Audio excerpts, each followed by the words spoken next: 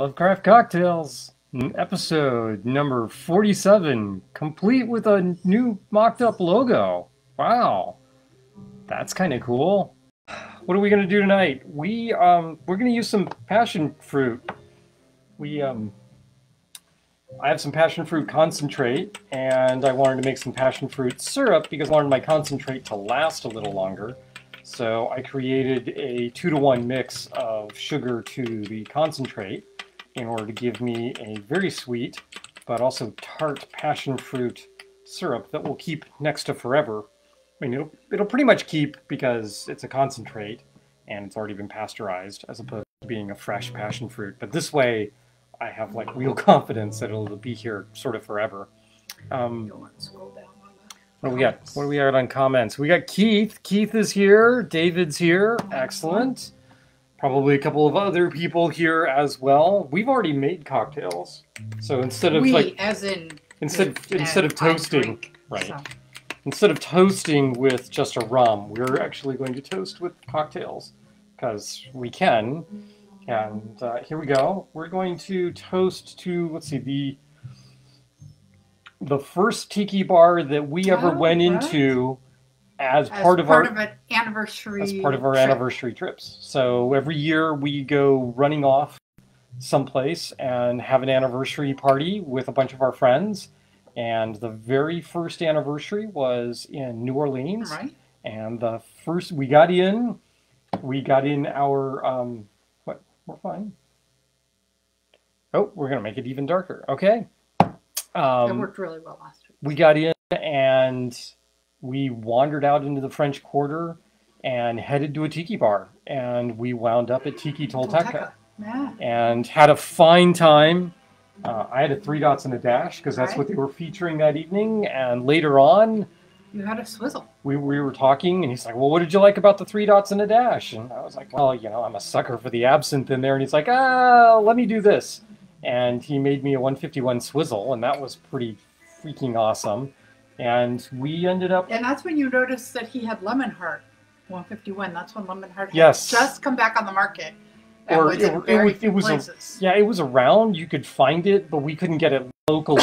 And so I was like, wait, that's the fabled Lemon Heart. And he's like, yeah, you can actually get it here. And we were like, huh, time to go back to the hotel and look up local liquor stores. No, he told us what liquor store to go to. So. Right. And we found it, and we brought back a bottle of Lemon Heart next to a couple of other things. Yeah. Tiki Tolteca. Look at this mug. This is just totally awesome. Big mug, deep mug. Deep mug. New Orleans, Louisiana, of course. And I don't... Oh, it's from Tiki Farm. Okay. So it's a custom made from Tiki Farm. We really enjoyed Tiki Tolteca. We'll get back there eventually. Yep. You walk into a Mexican restaurant, and at the back there's a door with raffia on it. Which goes upstairs. And then you take that, go upstairs to the bar. And I am told... by my friend, one of my friends that lives in New Orleans, that restaurant and bar used to be the Hooters in the French Quarter. And we quite agree that it's a far better thing now than it used to be. So there you go. There you go. So what are we drinking this evening? I don't know. You have no idea. It's yummy. Which is really surprising. It should be yummy. It should be a drink that you enjoy. Uh-huh. It doesn't have any rum in it. Really? Okay. I used up a little orgeat. Does that help? Mm-hmm. Gin, orgeat, passion fruit. Ringing any bells? Saturn. Yep, absolutely. Yep, she's drinking a Saturn. Saturn is one of her absolute favorite tiki drinks, I think, as a whole, not just non-rum based tiki drinks. So there we go. Saturn and Trade Winds, I think, are 2 of my favorites. Absolutely. Yep, those would be the go-tos. Yeah. So Saturns. Here's to Saturns, and then we're going to start drinking some rum. So I started this mess by saying I have some... Oh, wait, no, sorry. I started this mess with a logo. Right. So I can't reach over the logo, but here is certainly a mock-up, an initial crack at Lovecraft Cocktails having some form of logo-esque thing, and we have to thank our friends over at Light Q Design for putting this together for us. And so we owe them, well, big time, big time. So shout out, Light Q Designs, nicely done. We'll put a link in. Good evening, Flora. Yes, yay, Flora's here. So yay, we have a logo-ish thing, and now we have to figure out some way of doing a slide to start the show. So we're not just holding up a piece of paper that's flapping in the breeze. I'm sure someone can tell us how to do that, but we'll do it later. So yay, cool. That's looking very nice. Probably be some modifications of it coming up in the future, but I mean, how is that for an amazing first go? Yeah, I mean, I think that's just well cool. So the second thing I mentioned was passion fruit. So passion fruit shows up in a large number of tiki drinks. The Beach Bum Berries Total Tiki app, I think, listed something like well over 40 cocktails with passion fruit syrup. Just passion fruit syrup. That doesn't include the ones that had passion fruit juice or passion fruit puree or some other version of passion fruit. Also in the last week, a friend of ours from Kansas City posted a where can I find passion fruit that I can use for making cocktails. Various people provided hints, but I thought I would take the opportunity to show what I use most of the time.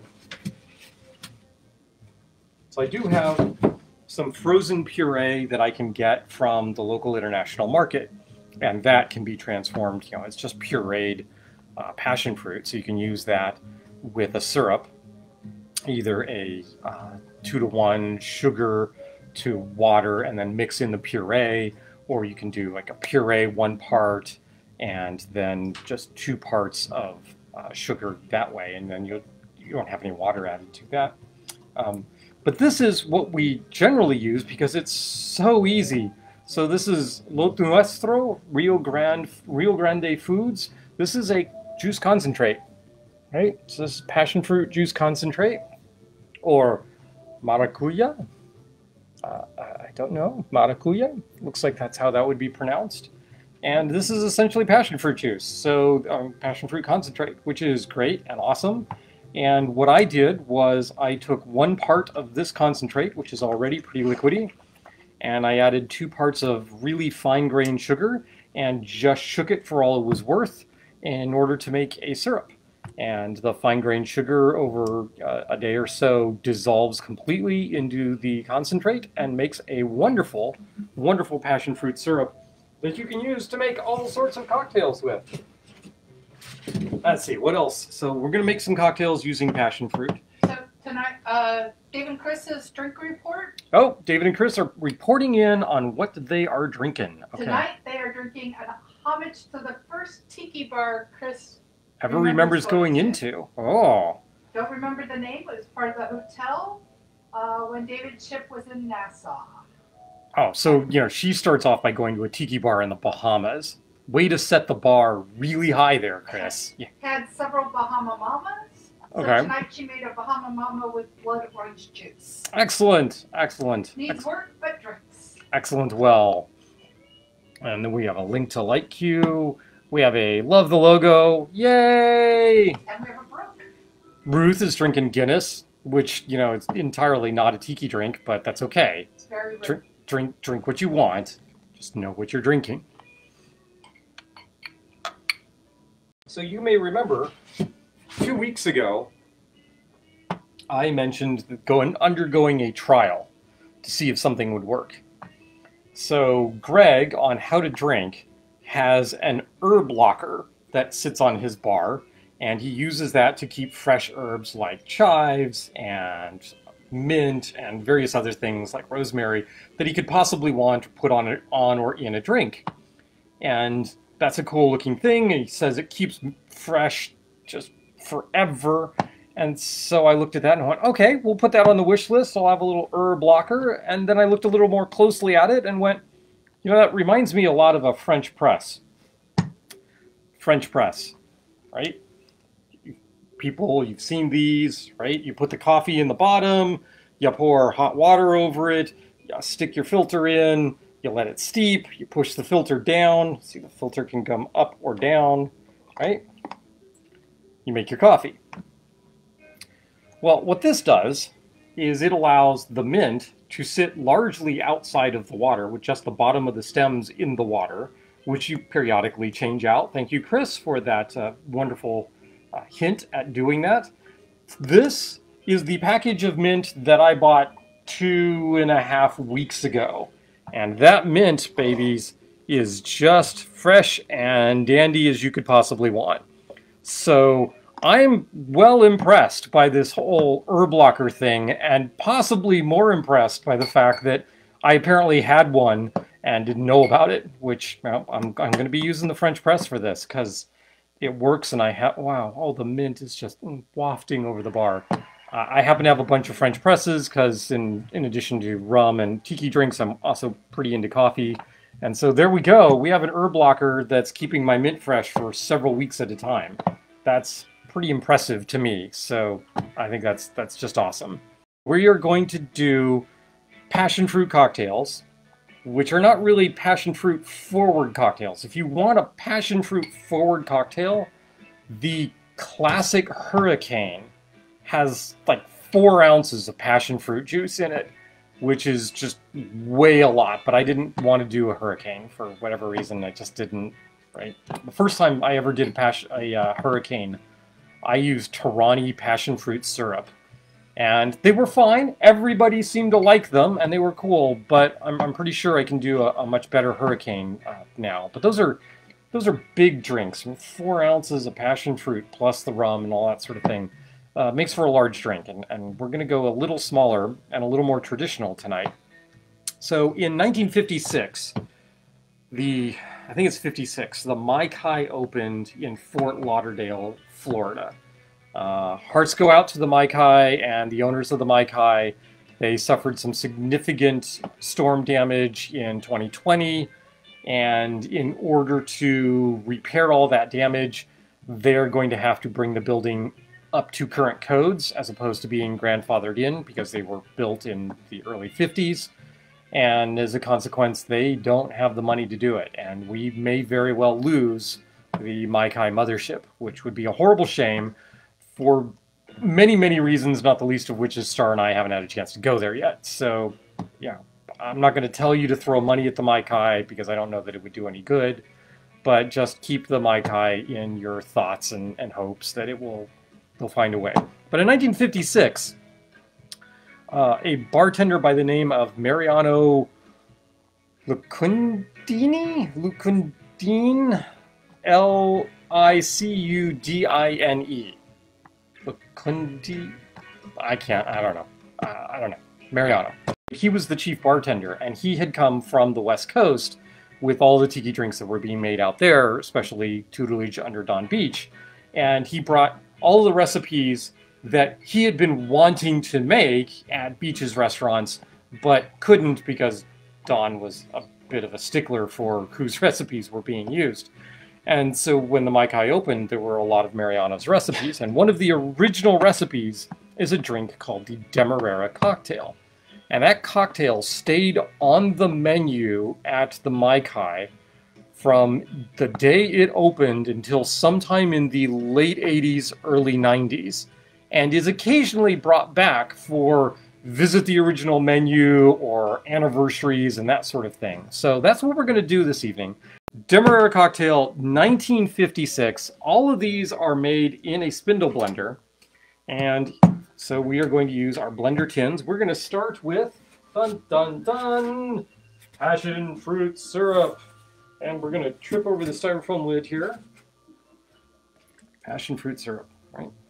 Big, thick, orangey looking substance. Sticky as all get out. Wow. And this is a 1/2 ounce. I really should install a light bar over here by my recipes so that I can actually read them. We need a 1/2 ounce of lime juice as well.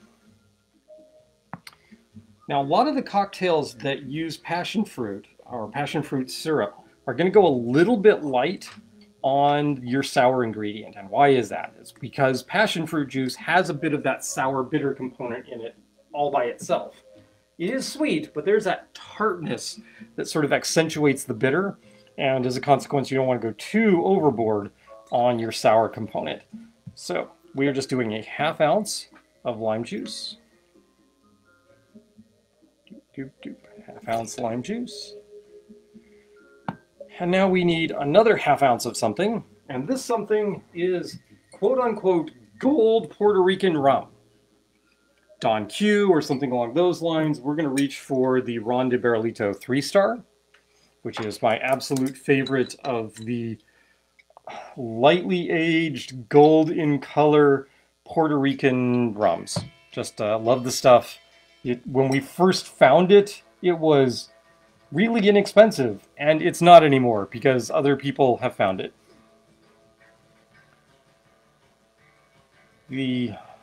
If I remember the story correctly, the family that owned Ron de Barrilito was having financial problems and having problems running the distillery, and Bacardi, one of the Bacardi family, actually went over to Ron de Barrilito to help them and help them run, to keep Ron de Barrilito still producing so that we would continue to have multiple brands coming out of Puerto Rico.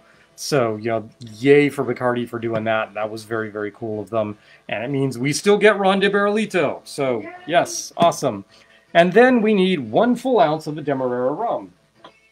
Demerara rums are from Guyana, and we are going to use El Dorado. Almost all the all of the El Dorado rums are Guyanese and are Demerara rums.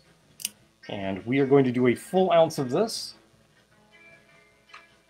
And I did not check the amount of El Dorado 8 that I had. We have enough, but we'll see whether or not it survives the rest of the evening. Okay, the styrofoam lid here and I are going to come to blows. All right. Nope. Stay. Down. Stay. Bad lid. Bad. All right.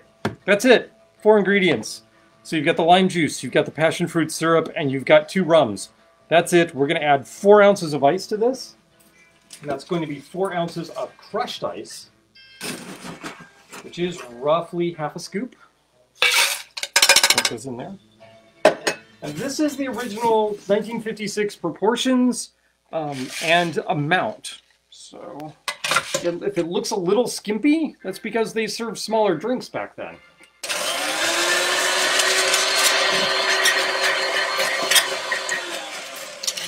And the instructions for this cocktail say blend 4 seconds. No more, no less. All right. And then we're going to strain this into a coupe. The styrofoam lid. All right. We're just going to have to work on that because it keeps winding up in my way. I've never done this before. I've never had a drink that is blended with crushed ice that then gets strained. That just seems really odd to me, but we're going to do it. We're going to do it. So strainer, and in fact, yeah, we're just going to do that.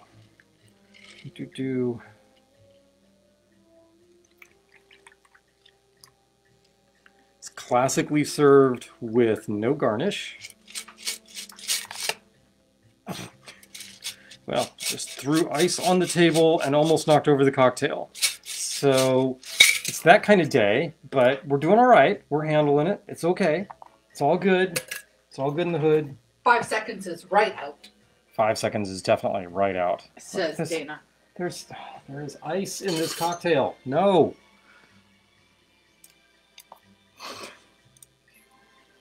The whole point of straining is to not have ice in the cocktail. All right. This is the 1956 Demerara Cocktail. Features Demerara rum. You'll note that the Demerara rum is a 2-to-1 against the Puerto Rican rum. And the Puerto Rican rums are generally characterized as they're cleaner. They don't have that much overwhelming character to them. And so as a consequence... No, he can't get in the screen. He can't get in the screen. We can give him that. Oh, that's... Oh. I was seeing if our blowfish could come into the screen, but he can't. Rats. I'm going to be saddened that I'm not going to get any of this cocktail because it's going over here, and she's going to be very happy about that. I sense almost, it's very strange. There's no apricot anywhere near that cocktail, and yet I get a very much an apricot nectar off of that. Yeah? Tasty, yummy, right? I mean, that's just pretty awesome. So there you go. Apparently, Mariano knew what the heck he was doing. This is mine? Yes, because you finished yours. Yes. So I will let you have the Demerara cocktail. Okay. Do you want another sip before I take No, it away? no, that's okay. Because we're going to do other variations on that. And I have a Saturn here that I need to finish. So we are going to move on. So this didn't remain the same recipe for the Mai Kai over the entire run of the drink. You'll note that the Demerara rum that we used is a standard Eldorado. It's 8-year. It's 43% alcohol. I think that's right. 40% alcohol. Right? This is not a particularly stiff drink.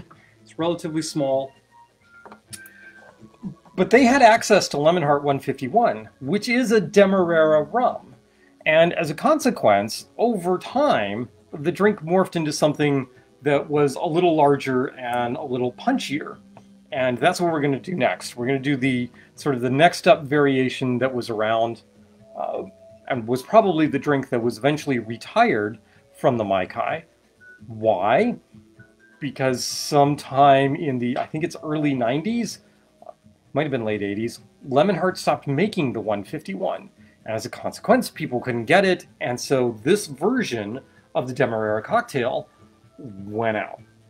All right, so how does this work?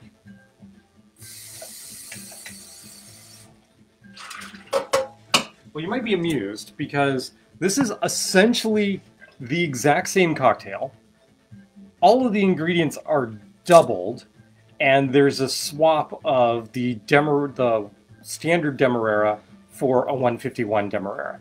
That's basically it. Those are the only changes that are going on here.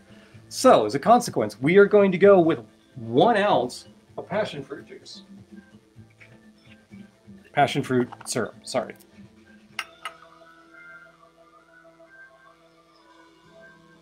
Anybody notice that I actually wrote my recipes out this time, putting syrups first? Yay!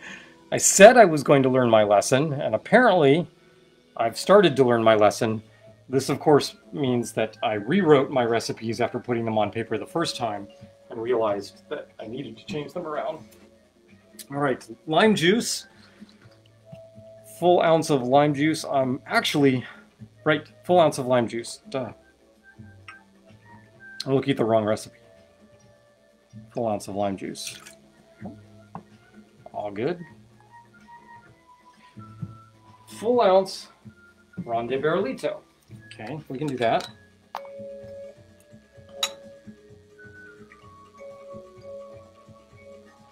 There's the Ron de Barrilito. Ron de Barrilito also comes in at 43%, in case you were wondering. So it's actually a little heftier than the Eldorado that we were using. And now, we go with the Lemon Hart 151. 2, right? 2 ounces? Yeah, 2 ounces. Yes, 2 full ounces of Lemon Hart 151 in this cocktail.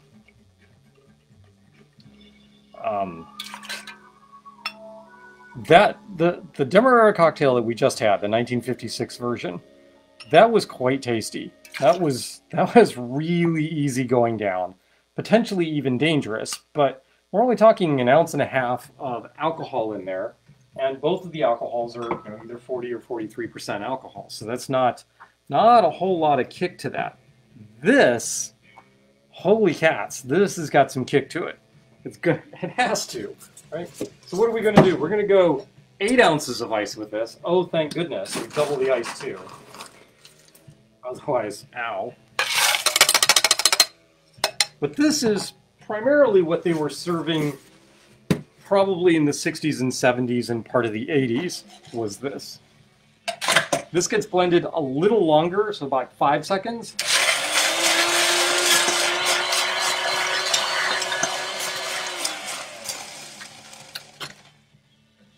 And it is a larger cocktail, right? It's obviously double the size, so it won't fit in the coupe anymore.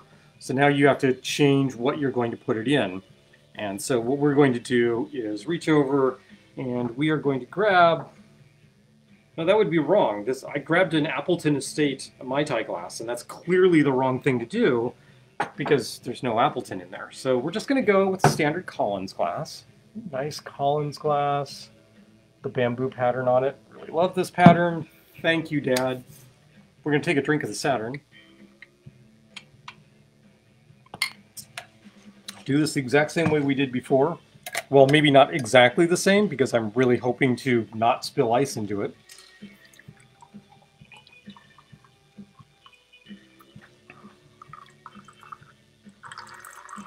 And then my notes say that what they started to do after straining the crushed ice out, right? No more crushed ice. Top it off to the rim with cubed ice. I don't know why. This is just the way they did it, so that's the way we're going to do it. This still makes no sense to me, but we're going to do this anyway. Couple more cubes. One more. I think one more. All right. This is the new and improved Demerara Cocktail. Obviously, we're going to have a straw in here eventually, but I'm just going to stick my nose in here and take a sip.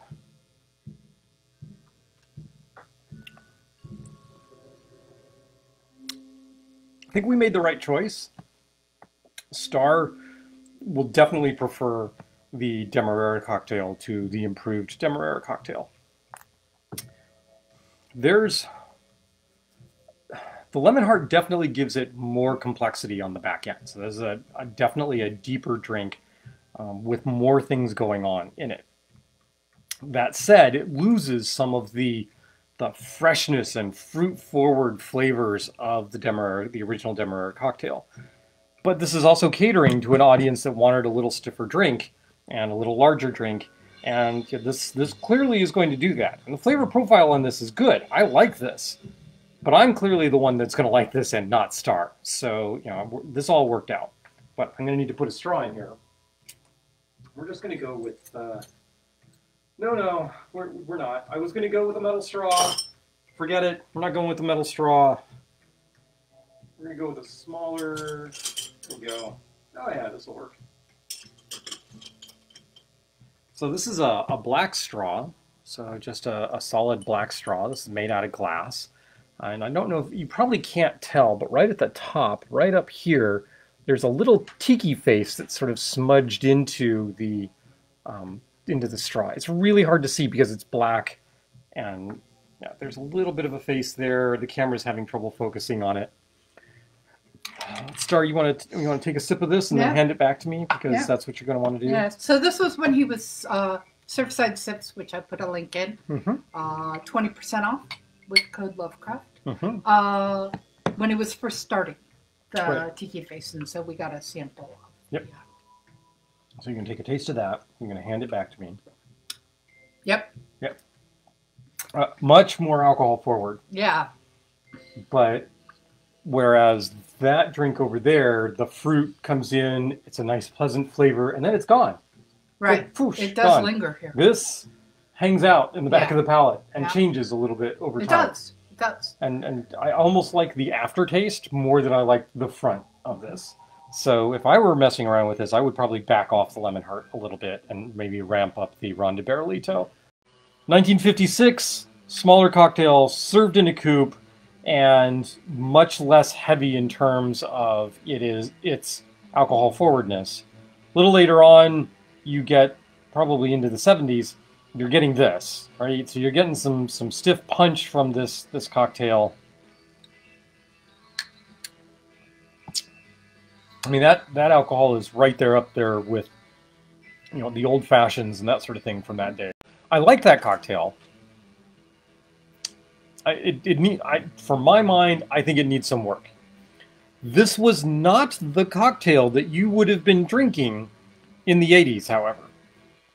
Because in the 80s, at the Mai Tai, late 70s, early 80s, early to mid 80s, tastes in America had graduated to being hyper sweet. And so Atomic Grog, so if you're not familiar with the Atomic Grog website, the Atomic Grog website has this great section that is the Maikai cocktails through the years. So it's like an alphabetical listing, and they go through the history of these cocktails, and they've done some tributes trying to achieve the same flavor profile of these cocktails. And so what I did is I looked up one of their tribute cocktails to the Demerara Cocktail. And so that's what we're going to get with the next cocktail that we're going to do. It's a little bit sweeter version of the Demerara, the improved Demerara Cocktail. Once again, this is going to go in a blender tin. And these are all very, very similar cocktails, so I'm just essentially using the same blender tin because I don't... Colleen has a gin and tonic. Excellent.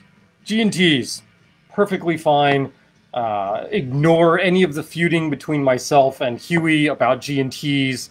Huey is convinced that he can make a good G&T for me using Aristocrat Gin, and I have no use for Aristocrat Gin, so we'll see. We'll see. I maintain that I would probably rather drink the high-end tonic straight than put Aristocrat in it, but, you know, that's a fight for another time. Hopefully not on this channel where you have to watch it, because Huey probably kicked my butt. Anyway, so the next cocktail. So this is Atomic Grog's tribute cocktail to the late 70s, early 80s era Demerara Cocktail. So what do we have here? We have a ½ ounce passion fruit syrup. I feel like I'm repetitive here. ½ ounce passion fruit syrup.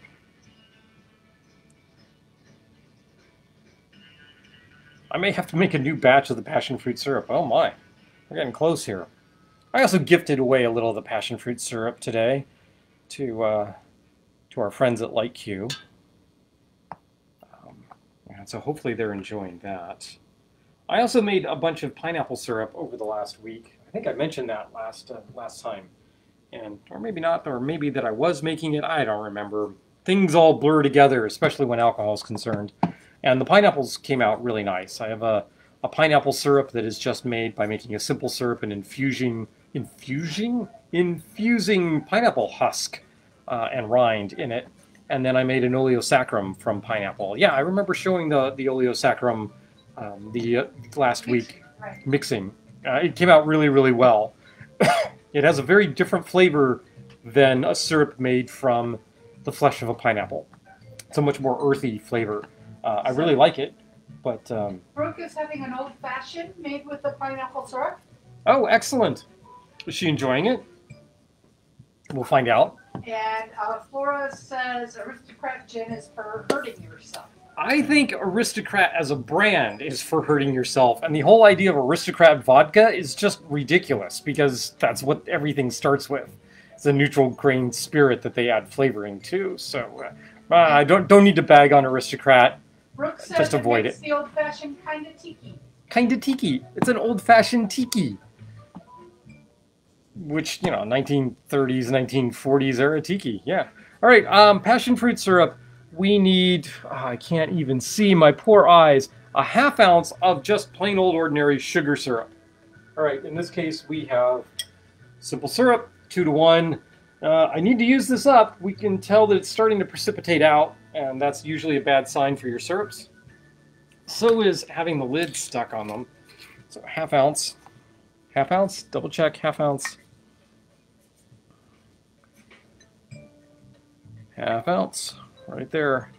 So this is just going to add sweetness and no real other flavor. This is not a Demerara syrup. This is just straight up white table sugar and water in a 2:1 mix.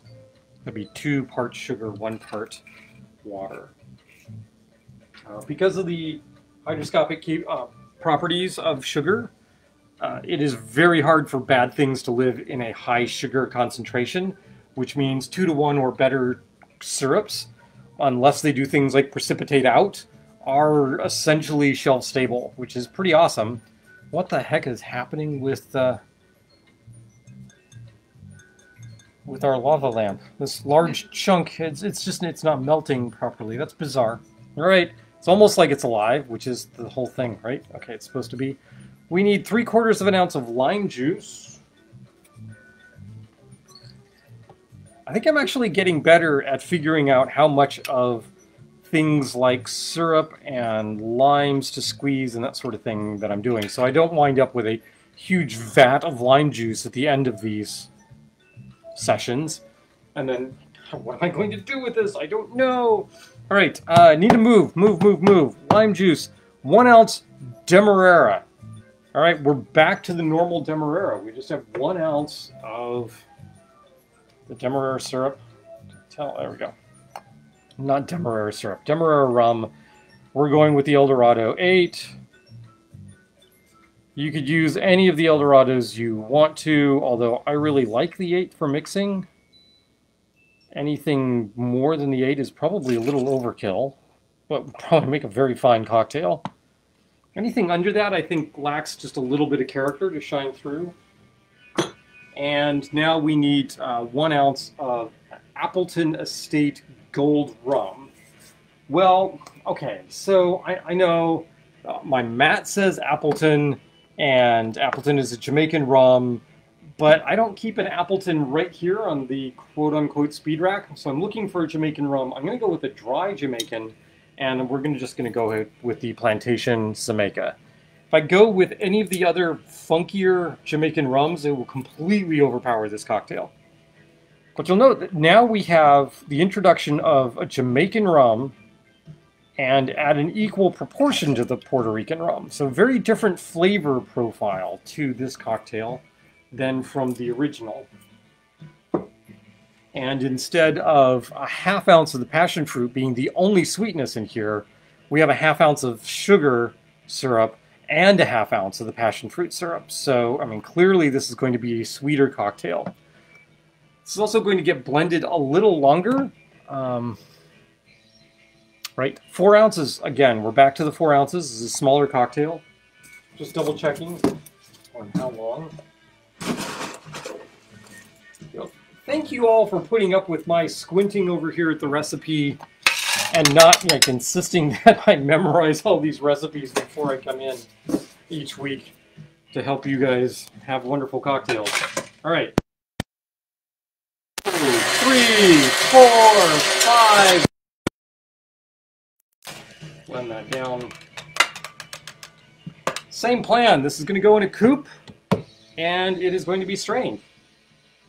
It is going to be strange. Yes, that's the plan. Okay. What the heck? Let's be extravagant. Let's double strain this. Ooh, Ew. Means I really don't want ice in this. Wow, different color.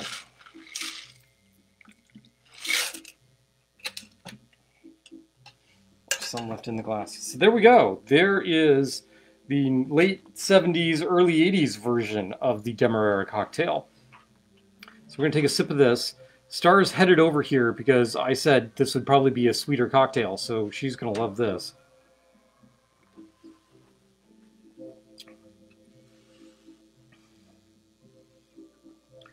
Okay, color me impressed. This tastes a lot like the original Demerara cocktail. But there's more complexity here. It doesn't have that overwhelmingly, what I thought of as sort of an apricot flavor. It's there, it's definitely there, and it lingers. Unlike the first cocktail that just kind of went away after you sipped it, this hangs out and lingers. Yeah, it does. It's a little sweet, I gotta say. It's a little sweet for me. I would maybe want a little more sour in there, but that might throw off some of the other components. But this is a drink Star would absolutely love. And we'll put this in the pocketbook so that she can take it to the next Tiki bar that we get to go to, and she can order a Demerara cocktail and give them these specifications. Now look at her like she's crazy, and she will love it. So, that'll work. There we go. There's 3 Demerara cocktails. Those are all really basic, simple cocktails, right? I mean, there's nothing particularly difficult about this.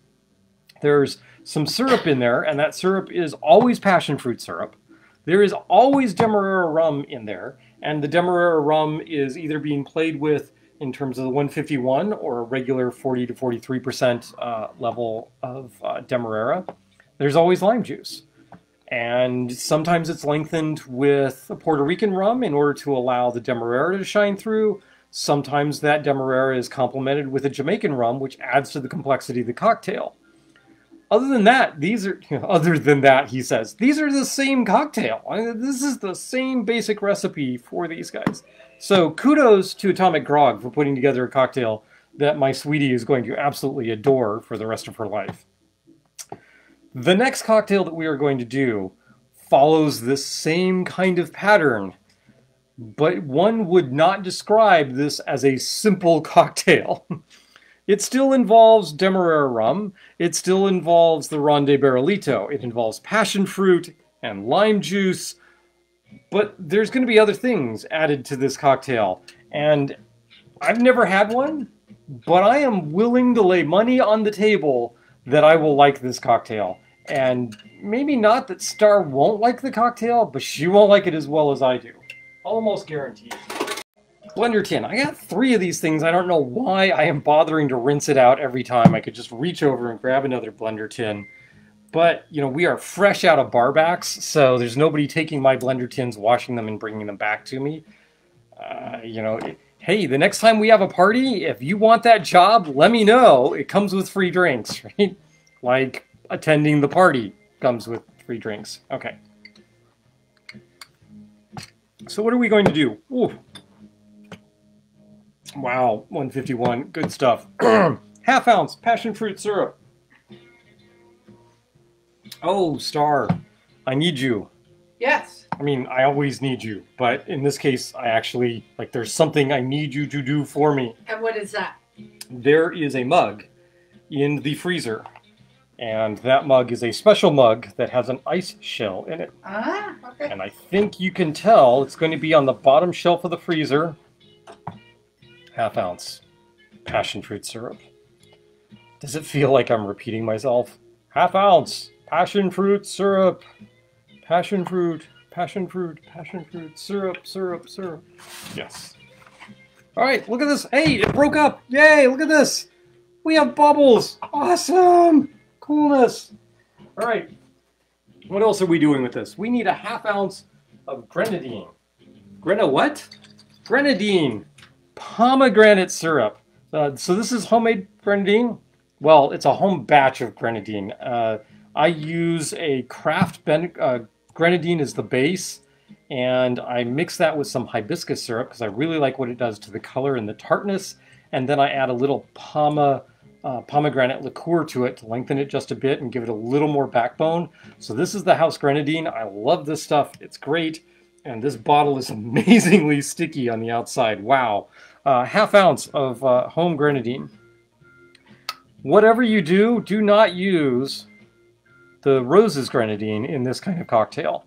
The Rose's grenadine is incredibly sweet. It does not have any of the same tart characteristics of the pomegranate syrup. Pomegranate syrup or homemade grenadine is really easy to do. If you don't want to go through the work that I do, if you can't find a craft grenadine, it's simple. Buy yourself some pomegranate juice and mix in an equal amount of sugar, or if you want to do a rich pomegranate syrup, you can put in 2 to 1 sugar to syrup, but I like the 1 to 1. Or use Jack Ruby. Right. And just make a syrup out of that. And that's what grenadine is. It's a pomegranate syrup. That's all it is. You can add a few other things to it. I know people that add like pomegranate molasses to it, which adds a depth of flavor to it, but you don't need to. Pomegranate juice, like fresh pomegranate juice, nothing else added to it, just pomegranate juice and sugar makes you a perfectly fine grenadine that is so remarkably different from Rose's. You won't believe it, but is so amazingly good in cocktails. So there you go. And Star's pointing to the craft grenadine that I use as the base for mine, which is Jack Rudy. I started mixing it around to kind of lengthen it out because I wasn't sure Jack Rudy was going to stay around. It turns out, yeah, I can still get Jack Rudy, but it's very dark and deep red, and so I like to add the hibiscus syrup, which has that same tart characteristic to it, but brightens up the color a little bit and makes it the color profile, I think, a little more in what people are thinking of when they think of the use of grenadine. Next, 3/4 of an ounce lime juice. Lime juice. There are a ton of passion fruit cocktails out there that we could have done. Probably the next largest batch of passion fruit cocktails also has orange juice in them, and we just frankly didn't make it to the market to pick up oranges and didn't bother to do so today because I didn't bother to do my research while we were out today, thinking that I might need orange juice. So maybe sometime we'll revisit this. We'll add the orange juice in and make a whole other batch of cocktails using that. We ate in a restaurant today. We did. We ate in a restaurant. We ate in a diner. Friends of ours said, hey, you want to do brunch? And we said, yes, please get us out of the house. So we had brunch in a diner. Awesome stuff. Awesome, awesome. So my broadcasts usually go about an hour. We are at 7:20. No, we're at 8:20, which means I got about 10 minutes to finish this cocktail. Easy peasy, one hopes. Did those just dim on me? Okay, all right. Just, I said easy peasy. The lights dimmed. Makes me nervous. Okay. What else is going in here? 3/4 ounce lime juice. 1/2 ounce gold Puerto Rican rum. Guess what we're using? Yeah, that's right. We're using the Ron de Barrilito. It's almost gone. It's okay. I got a spare bottle back there. A spare bottle. I don't have more than one. I have a spare bottle. Expensive. It is expensive. Yes, 1/2 ounce. That's what I said. 1/2 ounce. What is up with my short-term memory? I look over, I say 1/2 ounce, I do something else, turn around, and I can't remember that it's a 1/2 ounce. Or I can, I'm just not sure of it. So we'll check that. All right, what else? We go back to the 151. So 1.5 ounces, 151. I'm going to switch it up. This recipe generally calls for Lemon Hart 151, but there is another 151 out there on the market. When Lemon Hart stopped being produced, Ed Hamilton stepped up and started importing Guyanese rum, so Demerara rum, at the 151 level. And so this became the go-to 151 when you couldn't find Lemon Hart. So that's the Hamilton 151. I love having both the Hamilton and the 150 and the Lemon Hart on hand and use them interchangeably. They don't have the same flavor profile. They're similar, but different, and both of them are, I think, equally good. I would be hard-pressed if you told me I could only have one. I don't know what I would do, so I keep both. And this time we're going to go with the Hamilton 151 for this cocktail because we used the Lemon Hart, right? So let's do something else. 1.5 ounces Demerara 151 from Ed Hamilton.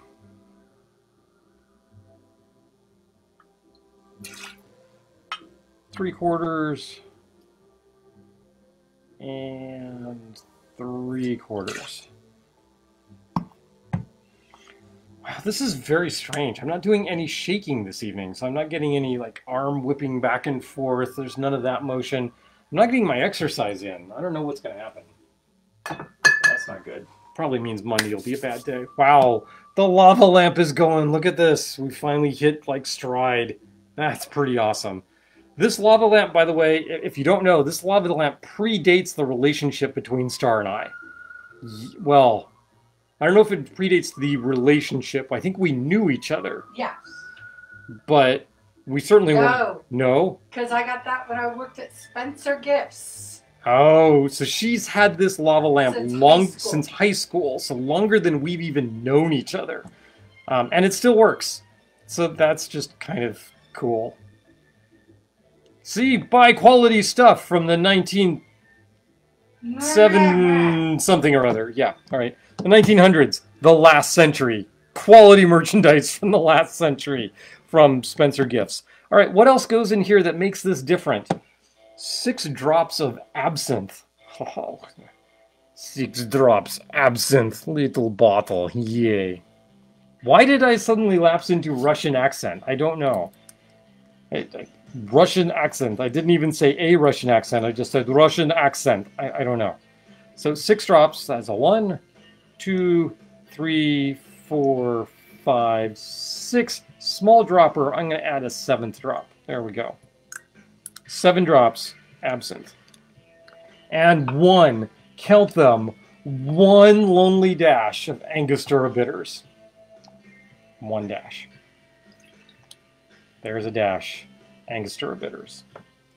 There you go. So same basic ingredients, right? We've got passion fruit, we've got lime juice, we've got some rums, but we're adding another sweetener to us that's got some tartness to it, the grenadine. The rum balance is a little weird between the Puerto Rican and the Demerara 151. And then for backbone, or not backbone, I'm sorry, for the finish on the cocktail, we've added the Angostura bitters and the absinthe, which should lengthen that flavor profile of the cocktail.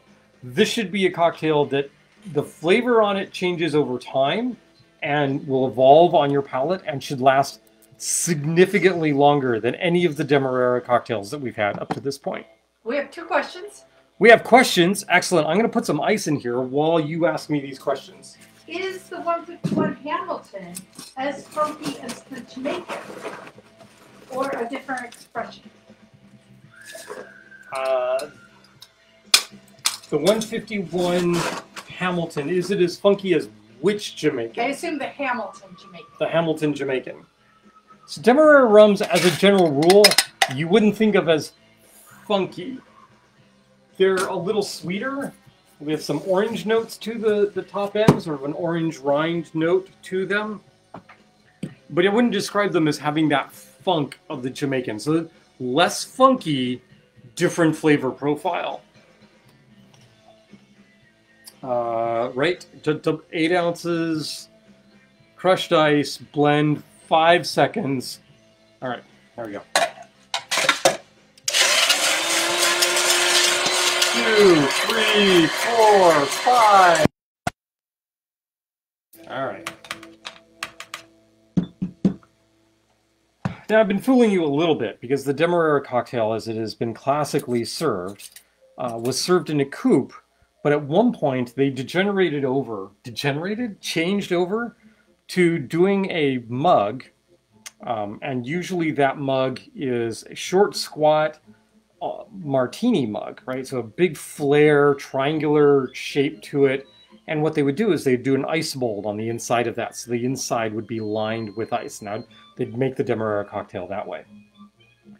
We're not doing that. We're going to do something different. This is not a Demerara cocktail, but we're going to do the ice shell. So what I have here is a glass Tiki mug. Can you see that? It's got a face on it. You probably can't really see the face. Here are the ears. There's just a Tiki that's sort of carved into the glass. It's probably extruded. But what I did was I took crushed ice, put the crushed ice in here, and put a glass in this, a plastic mug, tumbler actually, and set it down in there and pushed the ice up and around the edges, and then stuck it back in the freezer. And so this crushed ice has now frozen around the inside of this mug. And so now we're going to add this to that, and that's what we're going to do for our mug for this drink, which is called the Skull and Bones. It's the Skull and Bones. This is not a Demerara cocktail. This is the Skull and Bones. Once again, we're going to strain this. Dave says, Century Smentary. That thing's from the last millennium.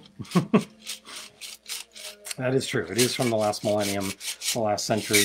By the way, in case you haven't figured it out, if your driver's license, if the date of birth, the year for your date of birth starts with a 1, it's obvious that you are legal to drink. If it starts with a 2, you might be. You might be. That's just completely frightening to me. That's just, how did I get to be this old? I was supposed to burn out, fade away. No, I was just supposed to burn out, not fade away.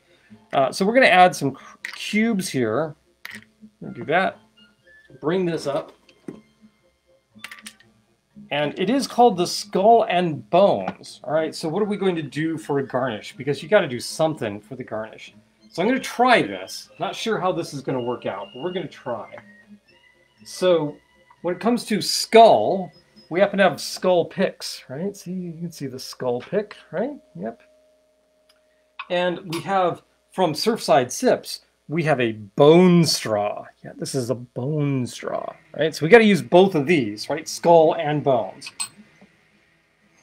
What can we do to make this kind of cool looking? Well, I'm going to take a Luxardo cherry, Always a good option. Always a good option. Luxardo cherries, right? Luxardo cherries. So they come in this just fascinatingly dense red brandy, I think it's brandy liqueur, which is just amazing and lends all sorts of flavor to the cherry. So we're going to take one of these cherries, and you can rinse the cherry if you want and get some of that off of there, or you can do what I'm going to do here. I'm actually going to take a little bit of this juice. Pour it down the side here. So you've got it dripping down the side of the, I don't know if you can tell that, right? So it's just dripping down the side of the straw, and that's going to go in here. Right? And then the wife can come along and she can take a sip of this. I'm going to stick a different straw in there and take a quick sip just in case I don't get any more of this. Emo! Emo sighting. Emo the kitty. He doesn't get Tiki. Oh my gosh. Wow. I might not get any more of that. Surprisingly, I thought that you can take the cherry out of the... That would make it easier, wouldn't it? It would. Right, it's the skull and bones. So the skull and bones comes to us from... So this is actually a Don Beach original recipe from, I think, the 1960s. And you can find this recipe in a couple of Jeff Berry's books and also in his Total Tiki app. How did he come up with the recipe for this? Because if it's a Don Beach recipe, the recipe was hidden, right? It wasn't given to their bartenders. How would you figure this out? Well, the only way he did is he contacted one of the bartenders that worked with Don Beach, a guy by the name of Tony Ramos. Tony Ramos? Ramos? Yes. And this recipe that shows up in, I think it's Sippin' Safari and also within the Total Tiki app, was scrawled out on the back of a cocktail napkin in 2001 in a Chinese restaurant for Jeff so that he would have the recipe to the Skull and Bones. And there you go. There's the Skull and Bones Demerara Cocktail. And I'm very happy to say that I've successfully hidden the improved Demerara Cocktail from Star, because this apparently is the only one of the 4 drinks that I've made this evening that I am going to get to drink. So there you go. We got 4 cocktails, passion fruit syrup in each one. In fact, I think, is it a ½ ounce of passion fruit syrup in every one of these? Oh, that's not true. There's a full ounce of passion fruit syrup in here because these proportions are doubled. But other than that, everything's the same. So we do have a question? All right, questions. Excellent. Bring them on. Let's go. Lindsay, have you watched one of these broadcasts before? I don't remember if you have or not. I copied you on the announcement because just, kind of reel you in, see if you wanted to see this. And because of the passion fruit, obviously. So you'll have to tell me whether or not this is your first. So breaking in a virgin here. Are you blushing yet? One rum. We only have one rum, and it's spiced. What is the best option, most versatile rum to add to our bar? All right, if you have to add... Evo's on the back bar. Hi. I'm going to move the cat because not only is he on the back bar over here, but he's leaning forward like he wants to leap here, and there's glassware all over the place. So we're just going to reach over, remove the cat. So, this is a tough question. What is the one rum that you would want? Well, okay. The best way to answer this question is, what is your favorite rum cocktail? And then I can tell you what would be a good rum for the price point that you want for that particular cocktail. Or if you give me 2 or 3 cocktails that you like that traditionally have rum in them, I can probably give you a good ballpark of what rum that you want for that. Good, general, solid rum that isn't going to be too far out of the standard. If what you are used to is sort of Bacardi, the Bacardi Select, Bacardi Gold, Bacardi Silver. This is Lindsay. If this is what she does She does very alcohol forward. She does very alcohol forward and very much, has a taste for booze. That came out completely wrong. Has a taste for good booze. That's better, right? Although, man, you gotta wean you off of vodka, but that's okay. I think either the Bacardi 8 year or the Bacardi 10 year would be really solid choices, because those are rums that you can sip straight up. They will also make you a fantastic cocktail if what you're looking for is a sort of a straightforward, clean, column still Puerto Rican, Cuban style rum. I think that would be just a solid choice if that's the only rum that you were going to have besides the spiced rum that you might have. I think in a sidebar, I think you actually told me that you had a flavored rum too. And I don't know why you did that, but that's okay. I won't judge you at all for that. Okay, I'll judge you a little bit, but not a lot. But there you go. So, Lindsay doesn't know any rum cocktails. Oh my gosh. Oh no, no. Lindsay, well, Lindsay, here's the deal. You need to start watching my videos, right? Because there you go. We'll introduce you to rums. So so I guessed at what you were gonna say. All right. What did Star guess? Appleton 12.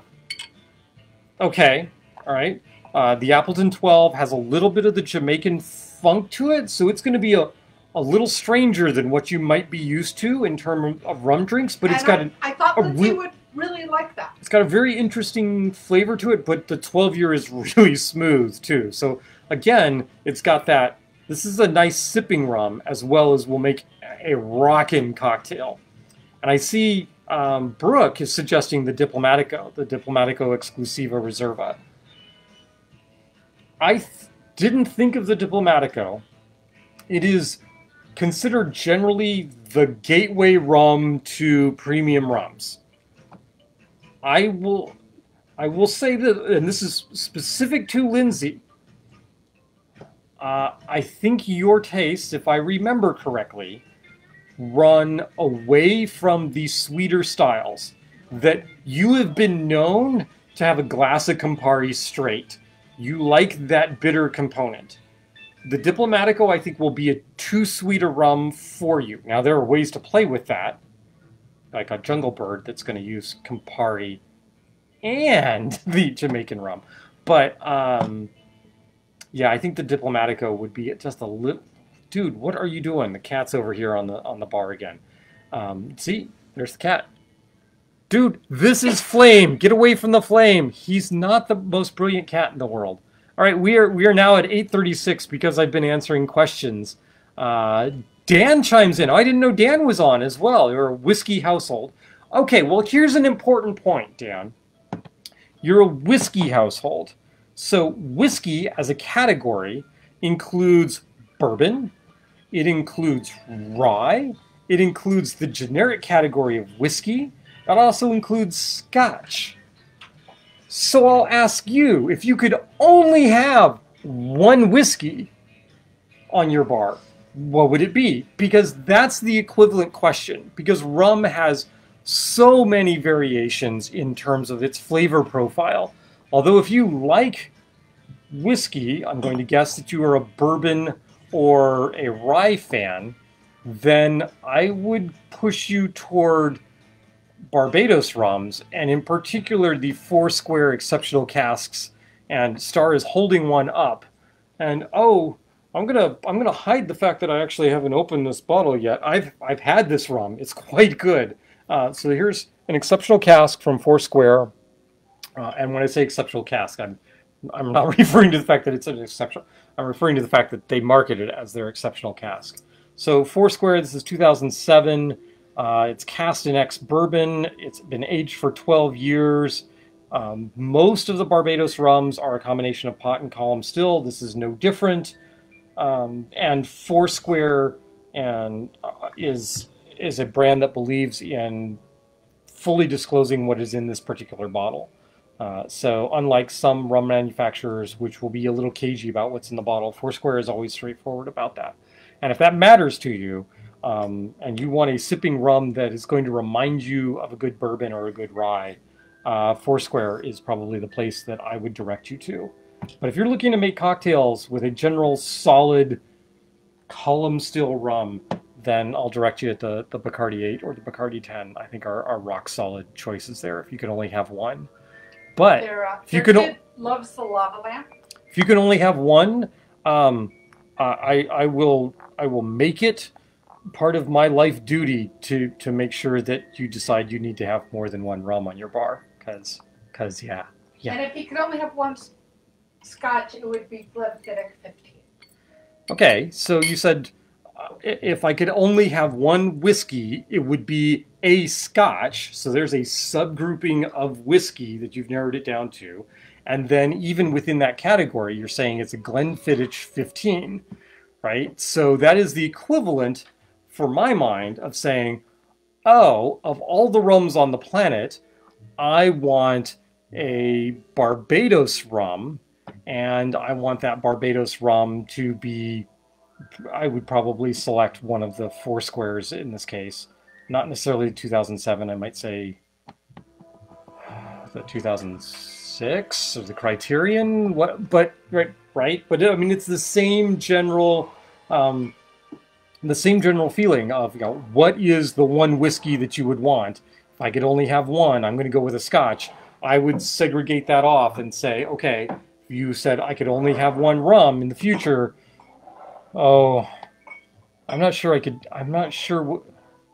Okay, here's a dirty little secret. If I could only have one rum, there's only one rum left on the planet that I can have, I'm not going with a Barbados rum. I won't go with a Barbados rum because the Barbados rums remind me of whiskey and their characteristics, and I can get that same or similar flavor profile from drinking a whiskey. I'll be sad that it's not a rum, but I'm going to go with a Jamaican. I'm not sure which Jamaican off the top of my head. I think some of it depends on what I want to do with it, because I mean, the difference in... So this is a good example, right? And here we're totally geeking out now. Dan and I are going to totally geek out. The rest of you can go do whatever you want to do. But in the same way that Scotch is subdivided into different regions and is subdivided into peated and non-peated Scotches, so there's a difference between a lowland and a highland and a Speyside and an Islay Scotch, right? Well, these are both Jamaican rums. These are nothing alike. These are completely different rums. And so is this, and so is this. They all have significant characteristics of that funk that come through from the use of the dunder pit and the fact that these are, I'm pretty sure all of these are exclusively pot still rums. So wow, I can't tell from behind. One of these is the Forsyth.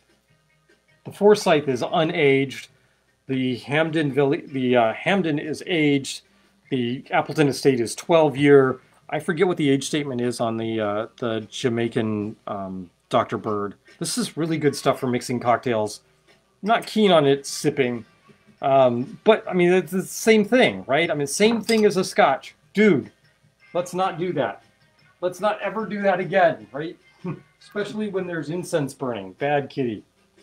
He's adorable. He's not brilliant. I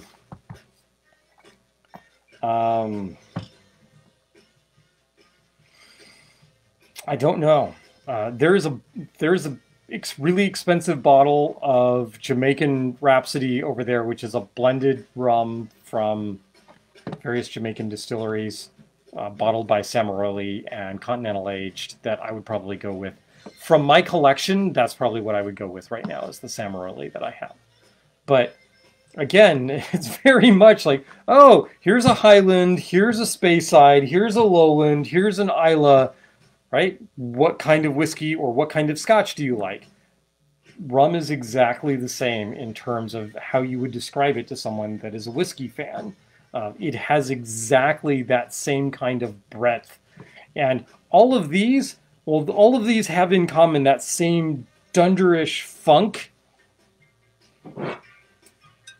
These are all made from molasses. This is a rum made from cane, not even syrup, cane juice. It tastes nothing like these. It tastes nothing like any of the rums that are made from molasses. Still classified as a rum, completely different flavor profile. I mean, completely different flavor profile. Amazing stuff. But if what you're expecting is a molasses-based rum, that ain't going to be it. So you're a whiskey household. I will do my best to help you along and inculcate a love of rum. Just know that it is equally as diverse and maybe even more diverse than the whiskey world. So, and this is the Samaroli that we were talking about. This is the Jamaican Rhapsody, blend of Jamaican rum cask blended and bottled in Scotland in 2018. 90 proof, 45% alcohol. This stuff is brilliant. This stuff is amazing. It's the single most expensive bottle I have, and it was well worth every penny, especially since I didn't pay for it, my wife did. So there you go. Love you all. Thanks for tuning in. Thanks to anybody that this is your first time. I hope you've had a good time.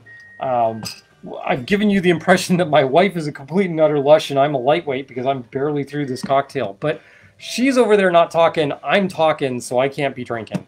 I reserve most of my drinking for when I'm trying to type up the recipes to these cocktails, which means any typos, yeah, they're the rum's fault.